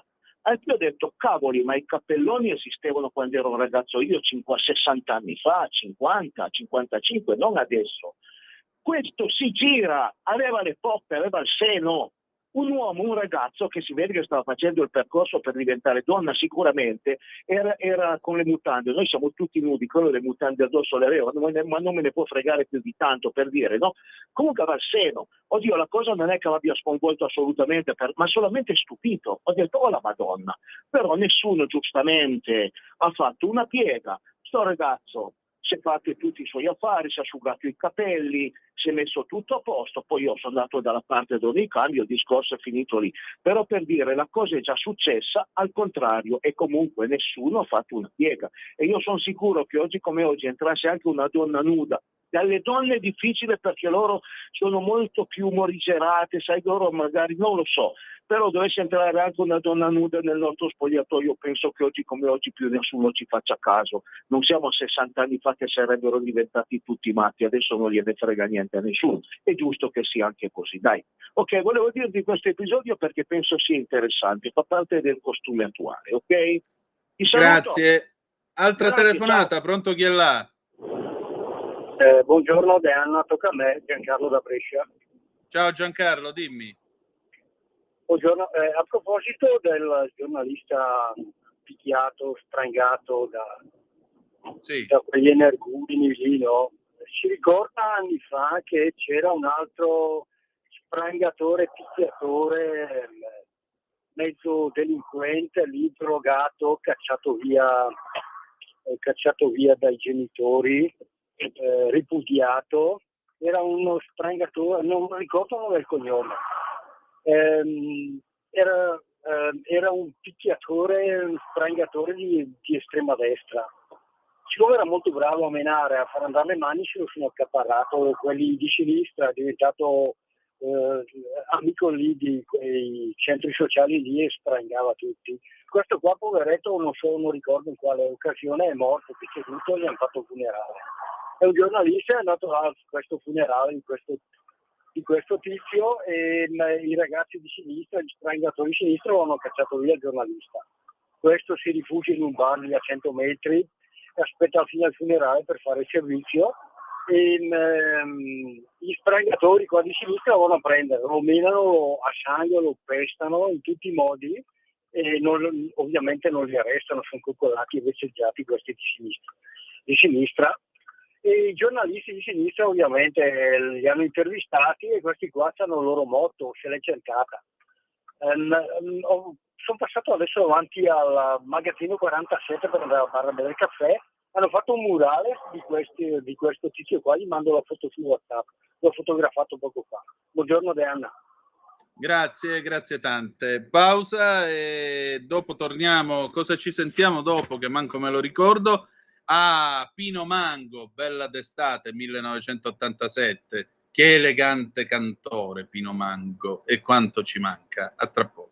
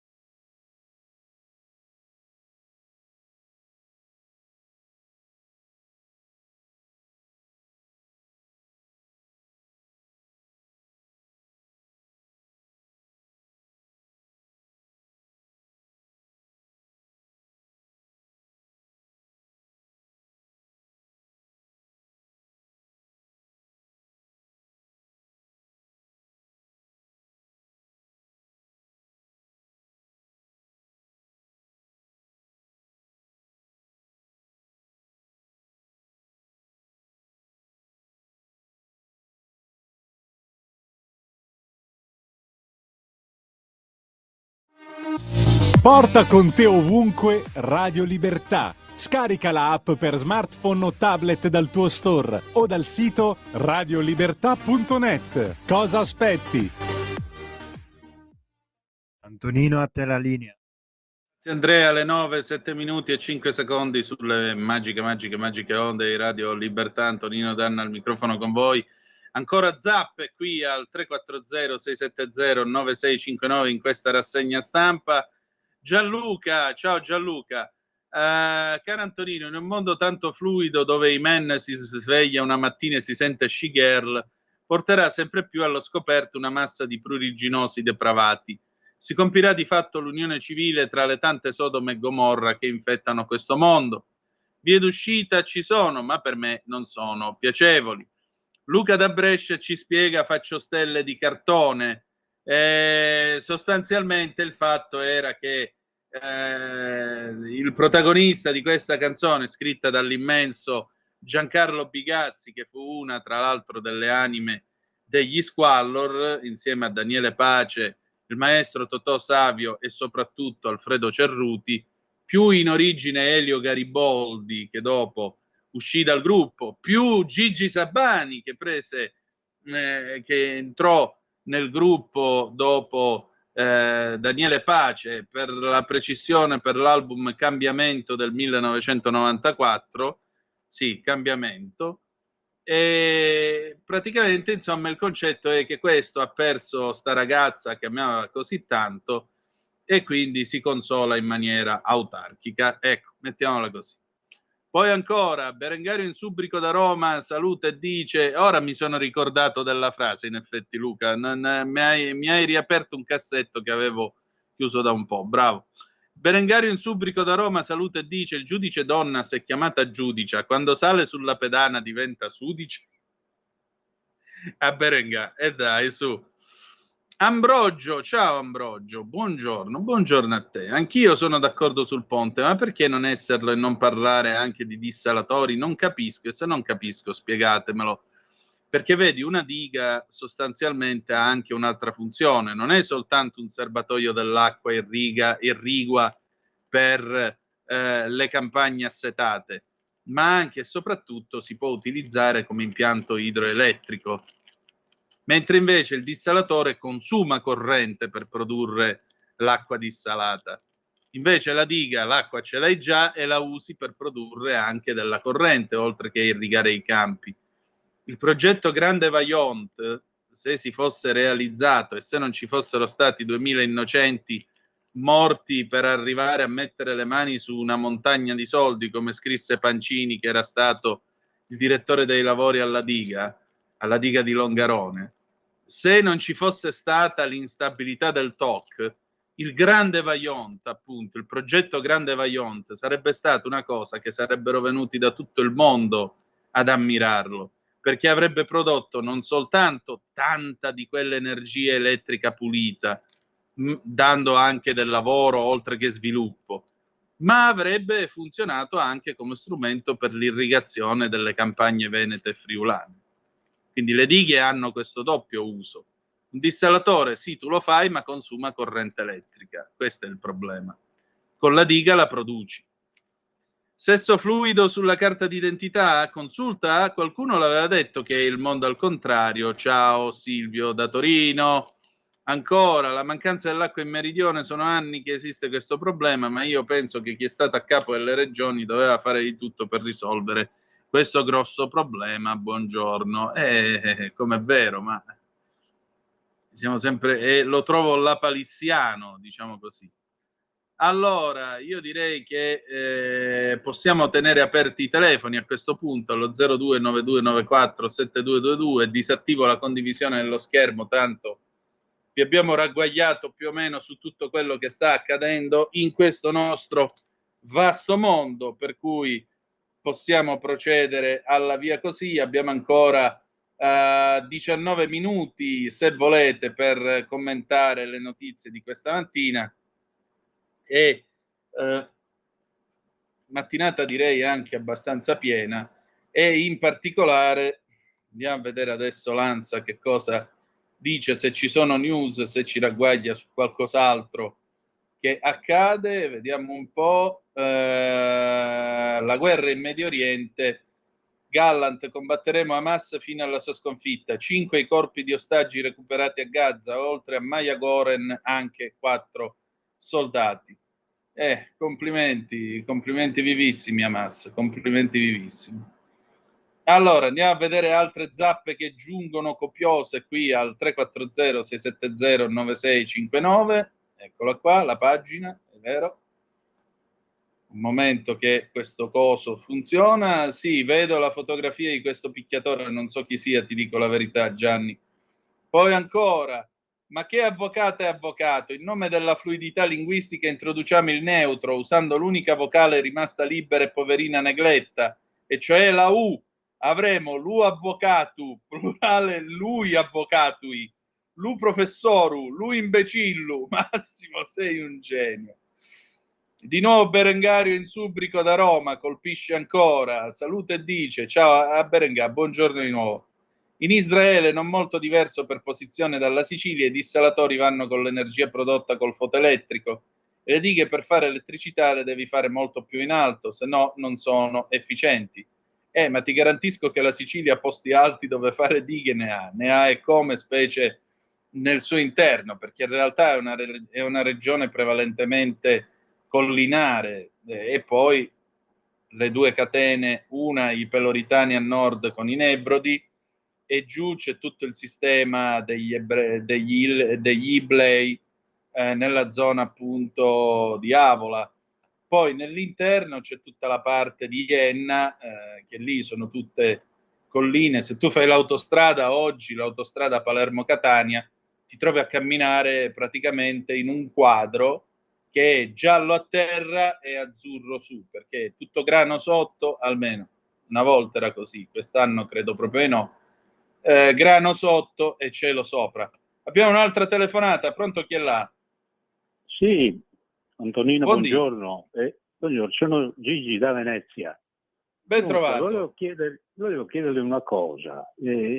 Ho sentito in una trasmissione che vorrei sapere se è vero, perché sarebbe una cosa un po'... che il nipote del Presidente della Repubblica ha sostituito Arcuri nella famosa agenzia che procurava tutte le mascherine con quei scandali che c'erano già a quel tempo. Perciò con uno stipendio favoloso era già un collaboratore. Ma questo nipote del Presidente, dopo tutti i vantaggi che hanno anche queste possibilità. Io vorrei sapere se è vero, perché una famiglia di Mattarella, iniziando dal padre, bisognerebbe fare un po' di chiarezza di come vanno le cose. Dopo tutti i presidenti che hanno quelle possibilità di lasciare addirittura la pensione ai nipoti addirittura, le faccio ancora i complimenti comunque, perché mi piace molto come conduce. Grazie. Antonino, ascolto. Grazie ancora. Ma è una notizia di 2 anni fa, veramente. È il Foglio, 30 giugno 2022. Bernardo Mattarella è stato nominato amministratore delegato di Invitalia, l'Agenzia Nazionale per lo Sviluppo d'Impresa. Il nuovo presidente invece è Rocco Sabelli. Le nomine sono state proposte al Ministro dello Sviluppo Economico d'intesa col Ministro dell'Economia e delle Finanze. Mattarella prende il posto di Domenico Arcuri, AD di Invitalia dal 2007. Ma detto ciò, scusate, io non capisco il senso della cosa. È il nipote del Presidente della Repubblica e quindi non è che siccome è il nipote automaticamente è un raccomandato. Cioè, queste cose le trovo francamente sgradevoli. C'è tanta gente che porta lo stesso cognome di gente famosa e va avanti per quello che è, va avanti per merito, o va avanti per il fatto che non vale assolutamente niente ed è protetta dal cognome, ma che io sappia il parentato del presidente, devo dire, sono persone che intanto non danno nell'occhio e secondariamente che sgobbano. Mattarella è un personaggio che politicamente parlando può essere discusso quello che volete, però una cosa bisogna riconoscergliela, è uno, e i suoi familiari lo sono, che agisce con molta discrezione e con decenza, insomma, non non è un despota, non è un satrapo e nemmeno i suoi parenti o chi porta il suo cognome. Quindi lo hanno nominato a Invitalia. Amen, si vede che aveva evidentemente i requisiti per poterlo fare. Tutto qui. Allora, qui c'è Dino dalla provincia di Brescia. Per favore, Andrea, se puoi proiettare l'immagine di questo soggetto dallo sguardo così ispirato che ho visto anch'io in televisione. Vediamo se lo riconosci tu, questo grande personaggio ospite su Rai 1. Eccolo qua nella trasmissione Camper, Dino dalla provincia di Brescia. Lo vedete con quest'occhio sognante, perché in questo momento non sta pensando alla fidanzata, ma sta pensando, o meglio, sta pensando a una bella fidanzata cinquantenne che si trova alla Spezia, cioè la motopesca Savonarola, ed egli è Lorenzo Viviani. Eccolo qua in tutto il suo splendore, guardatelo com'è elegante, com'è bello, maschio, con questo baffo che conquista. Ma d'altronde lo sapete, quando ci cacceranno finalmente da questa radio, è inutile, Lorenzo, che tu mi scrivi sei un pirla su WhatsApp, perché nel mentre poi l'uomo commenta. Quando ci cacceranno finalmente da questa radio, quando Giovanni Sallusti troverà finalmente il tempo di cacciarci da questa radio, noi finalmente daremo vita a un'unione incivile. Abbiamo 2 telefonate. Pronto, chi è là? Pronto? Sì. Oh, salve Danna. Ciao Mario, dimmi tutto. Allora, io lo so che tu hai determinato di incidere tante volte, siamo d'accordo, tante volte scusa ti do per tu. Allora, tante volte non lo siamo. Io penso che la democrazia americana sia veramente un qualche cosa di squallido, veramente ormai diventato a livello di X Factor, dove il presidente degli Stati Uniti e i candidati vengono fatti praticamente come un tale show, cioè il parere vincolante di George Clooney. Dicono che adesso Taylor Swift è una canzonettista da 4 soldi, una scosciata, va bene, deciderà chi sarà il prossimo presidente degli Stati Uniti, praticamente può spostare il 18% dei voti, leggevo un articolo l'altro giorno. Praticamente volevano fare poi la candidatura del Partito Democratico come una specie di riunione tra Oprah Winfrey, George Clooney, Michelle Obama e Barack Obama. Cioè, ma tu ti immagini questa qua, questo sottoprodotto di alcuni ambienti radical chic, liberal di sinistra della California, che un giorno diventa disgraziatamente presidente degli Stati Uniti. Siamo al comico per dire a che punto di decadenza è quella democrazia, altro che anticorpi del cazzo che non ci sono. Si presenta da Vladimir Putin, dice piacere signore Vladimir Putin, a me mi mandano, lo sai chi, George Clooney e Taylor Swift, cioè vecchi volponi, va bene, uno come Putin, ti immagina Danna, la Harris che va a trattare con uno che è stato 13 anni del KGB, o Xi Jinping che è un vecchio burocrate comunista che sa come si manovra il potere. Ma quelli se la mettono nel taschino a mattina, a mezzogiorno e sera, Danna, siamo seri. Ormai diventa Hollywood. Ma non solo se la decide, mettono capito? nel taschino, ci si pettinano pure quando vogliono. Capisci qual è il punto, Mario? Questo è il fatto. Cioè, tu hai ragione, ma vedi, ti dico una cosa. Il problema, sai qual è? Il problema è che noi italiani siamo un popolo di imbecilli che credono a qualunque minchiata.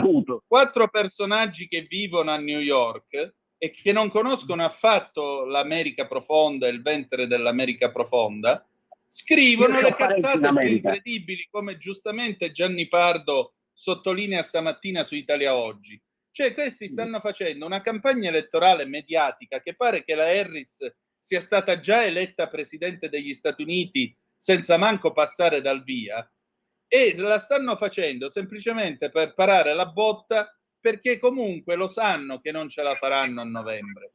Cioè, questa è una che è una vicepresidente. I vicepresidenti in America non hanno mai contato niente. Mai. Antonino, scusami, ma ti pare giusto che il passo indietro gliel'ha chiesto George Clooney? Ma è come se in Italia il governo lo decide, non so. Ma perché? Ma secondo te davvero il passo indietro gliel'ha chiesto George Clooney? Oppure Emma, lì stanno tutti appesi, e chiudo, a quello che dirà Taylor Swift. Porcaccia la miseria, Danna! E poi mi dice la sono le democrazia americana, stronzate ma che quale? È un scrivono talent specialmente show. quelli che Ciao. stanno a New York per i giornali italiani. Ma voi credete davvero che in America Taylor Swift decida chi sarà il prossimo presidente degli Stati Uniti d'America? Una che nei Griffin esce con Chris, c'ha una storia d'amore e poi Chris le dice sei solo una culona coi piedi lunghi che scrive delle canzoni sfigate su quanto tu sia sfigata. Cioè, ma voi credete davvero che Biden si sia ritirato perché gliel'ha chiesto George Clooney? Biden si è ritirato né più e né meno perché ha rincoglionito e B perché gli è stato detto di levarsi dai cabasisi, da quelli che comandano dentro il partito, cominciando dagli Obama e cominciando da quelli che non gli davano più i soldi, altro che George Clooney. Queste sono le cazzate che uno poi legge sui giornali italiani. Ah, però Taylor Swift sposta voti. Ma che cazzo deve spostare? Ragazzi, ve lo ripeto, guardatevi per favore Legia Americana, lo trovate su Netflix. Guardate il film tratto dal libro di J.D. Vance e lì voi capirete che cos'è il ventre profondo dell'America e capirete perché quelli che stanno a New York e vanno a fare i party e poi li vedete che fanno i fighi nelle trasmissioni delle varie reti, tutta quella gente lì non capisce un cazzo di niente dell'America. Altre 2 telefonate, pronto chi è là? Sì, ciao Torino, sono Walter. Carissimo, dimmi. Ciao, niente, no, bello il comizio che ha fatto il nostro amico, corretto, tutto quello che dice è vero, però noi ci stiamo scannando sulle elezioni americane che avranno sicuramente un risvolto sulla nostra vita e speriamo che sia positivo. Speriamo che sia positivo. Però volevo dirti una cosa, tu ieri Cambi ha detto che ce l'hai d'oro, a che sesso appartieni? Cioè cosa ti senti oggi? Un metallaro, cosa sei? Fammi capire. Perché vabbè, io di mio sono cristiano, cattolico, apostolico romano, nonché alfista di rito alfettista. Però ti dico la verità, oggi quasi quasi mi sentirei un po' donna per poter andare in qualche spogliatoio a fare come fa Alvaro Vitali nei film degli anni 70. Vedi c'è stato un bellissimo film nel quale c'era Alvaro Vitali, o non mi ricordo chi, che si fingeva donna in una squadra di calcio femminile ed erano avanti anni luce quei film che venivano chiamati film come sì, che poi quando tirano la punizione le ragazze si mettono tutte le mani sul seno e lui sui cabasisi. È vero, però l'ultima cosa che dico un secondo, a me dà fastidio sentire chi è stato in politica, chi ha fatto l'unica vita in politica, ha vissuto solo di politica, che viene oggi a dirci, tipo Mattarella, quello che bisogna fare. Ma sei stato in politica per 90 anni, ma che cacchio vuoi? Ma non l'hai fatto in tutti gli anni di politica, adesso vieni a rompere i cocomeri. Non l'hai fatto, non sei stato capace di farlo, abbia almeno la compiacenza di stare zitto. Se tu sei stato in politica per tanti anni e la situazione oggi è questa, la colpa è anche tua.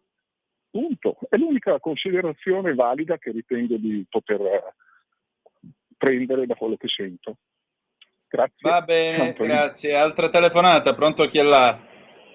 Antonino, carissimo, ciao, buona giornata. Vediamo se ti indovino. Tu sei Davis. No? No? O no? No. Tu sei l'uomo di Arona, Francesco sei. Avete 2 voci simili. È un po' Francesco, che non ci sentiamo. Niente, era solamente per salutarti, per dirti che tanto ti ascolto sempre, solo che si fa un po' fatica ultimamente, c'erano i telefoni fuori uso. Ho chiamato un bel po' di volte e non sono riuscito a parlare con te, no? Vabbè, comunque adesso questa è l'occasione, quindi vai avanti col programma che va molto bene, tieni una bella compagnia, sei molto come sempre preciso, puntuale e niente, io ne avrei di cose da dire perché visto che non telefono più da tanto tempo, però... E allora dille, abbiamo ancora 4 minuti. Ah beh, dai, non voglio rubare Dinne almeno anche d'altra una. gente. Di una cosa di sinistra, di civiltà, Francesco, reagisci. No, parliamo di cose che manca l'acqua, no? Giù in Sicilia. Mia moglie è siciliana e c'aveva la nonna che abitava a Caltanissetta. Fine anni 70 col treno da Milano si partiva, quello che conosci bene anche te, e poi si traghettava e si andava a Caltanissetta. E già comunque non c'era acqua, andavano con i bidoni. Infatti quando vede il telegiornale dice queste cose le ho vissute in prima persona io, i miei fratelli, i miei genitori quando eravamo giù. Dico, parliamo degli anni 40 anni fa, no? In 40 anni purtroppo non si è fatto niente, più che altro come condutture che sono tutte rotte, c'è una dispersione di acqua che fa paura e vabbè, purtroppo la Sicilia di acqua sì ce n'è, d'inverno piove, però poi quando arriva la primavera così inizia a essere caldo e non piove neanche più. Ecco perché ci vorrebbero le dighe, appunto. Sì, ma anche la Sardegna è messa nella stessa situazione, che anche la conosco molto di più come regione. Ti dico la verità, io andavo giù negli anni 90, proprio in centro della Sardegna, dove c'è la diga del Mendoza, il fiume, e ci sono tante dighe, e anche lì c'è sempre stato problemi di approvvigionamento idrico. Purtroppo sono regioni del sud e il clima è quello che è. Però insomma con le tecnologie, con l'ingegneria che abbiamo ormai in questi anni qua, credo che adesso anche con i soldi del PNRR potrebbero servire per fare sopperire questa problematica che per le persone che ci abitano. Poi anche contiamo che d'estate c'è anche un afflusso di turisti, quindi vuol dire anche che c'è anche più consumo di acqua. Lo vedo anche qua da Arona, perché abbiamo dei paesi, uno è famoso e da niente, dove c'era anche la villa di Mais Buongiorno, e c'era Felice Cavallotti che è seppellito al cimitero. Comunque è un paese che è una frazione di Arona che d'estate quadruplica le persone che ci abitano normalmente, però vabbè, negli anni si è sopperito, si è riuscito a sistemare l'acquedotto e tutto, e problemi seri di acqua non ce ne sono, anche perché qua da noi praticamente ha piovuto da febbraio, ha smesso 2 settimane fa di piovere e di acqua ne abbiamo in abbondanza. Anche il Lago Maggiore, io non ho mai visto il Lago Maggiore in 50 anni a luglio così alto, perché anche in montagna ha piovuto, ha fatto neve, ha fatto disastri e tutto, ma Cugnaga recentemente. Purtroppo l'acqua è la prima fonte che serve all'essere umano, perché se non c'è l'acqua l'essere umano muore, l'essere umano, gli animali, contando anche le api, che se non ci sono le api non possono impollinare, e quindi frutta, verdura, ce la possiamo sognare. Infatti anche negli stemmi papali ci sono sempre dentro le api, perché sembra è una cosa piccolissima, ma è una cosa molto importante per tutti noi. E speriamo che appunto con i soldi che arrivano del PNRR, questi soldi, oltre che il ponte, che è una cosa che servirà per tantissime cose, per l'economia italiana, per tutto, facciano anche questi lavori qua, così almeno si riesce un attimino un po' a sistemare questa faccenda, visto che ne arrivano tanti, ne arriveranno altrettanti.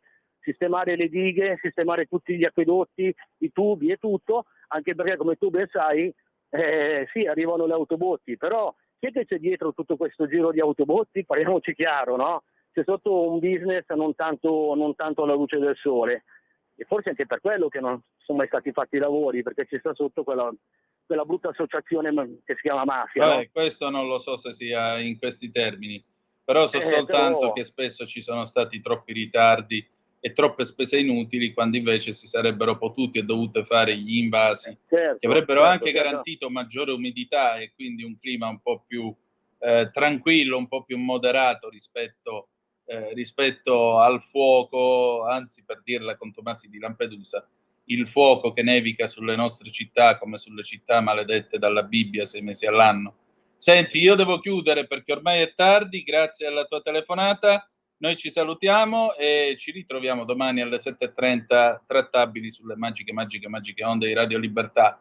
Adesso liberamente col direttore Giovanni Sallusti, poi il Bamba della settimana con Vittorio Feltri, poi ancora Pigi Pellegrin oltre la pagina, Sammy Varin, Potere al Popolo e il filo diretto stasera dalle 18. Grazie per essere stati con noi e ricordate che the best is yet to come, il meglio deve ancora venire.